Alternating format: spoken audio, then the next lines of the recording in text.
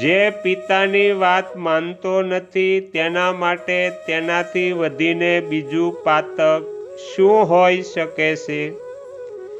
જે પિતાના વચનોની અવહેલના ઉપેક્ષા કરીને ગંગા સ્નાન કરવા માટે જાય છે અને પિતાની આજ્ઞાનું પાલન કરતો નથી, તેને તે તીર્થ સેવનનું ફળ મળતું નથી. મારું આ શરીર તમારે આધીન છે, મારા ધર્મ પર પણ તમારો અધિકાર છે અને તમે જ મારા સૌથી મોટા દેવતા છો.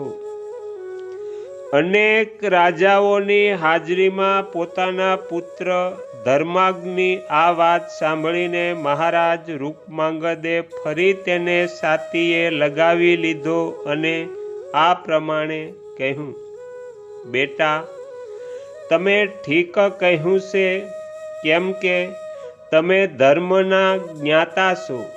પુત્રના માટે પિતાથી ચડિયાતો બીજો કોઈ દેવતા નથી.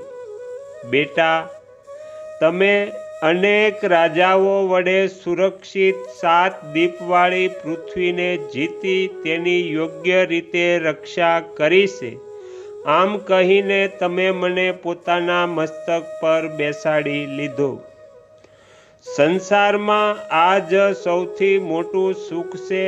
આ જ અક્ષય સ્વર્ગલોક છે કે પૃથ્વી પર પુત્ર પોતાના પિતાથી વધારે યશસ્વી થાય. તમે સદ્ગુણોના સંપાદક તથા સમસ્ત રાજાઓ પર શાસન કરનારા છો. તમે મને કૃતાર્થ કરી દીધો, જેમ શુભ એકાદશીએ મને કૃતાર્થ કર્યો છે. તો અહીંયા નારદ પુરાણનો 201મો ભાગ સમાપ્ત થાય છે. હવે પછીના વિડીયોમાં આપણે 202મો ભાગ સાંભળીશું. શ્રી સદ્ગુરુ દેવની જય.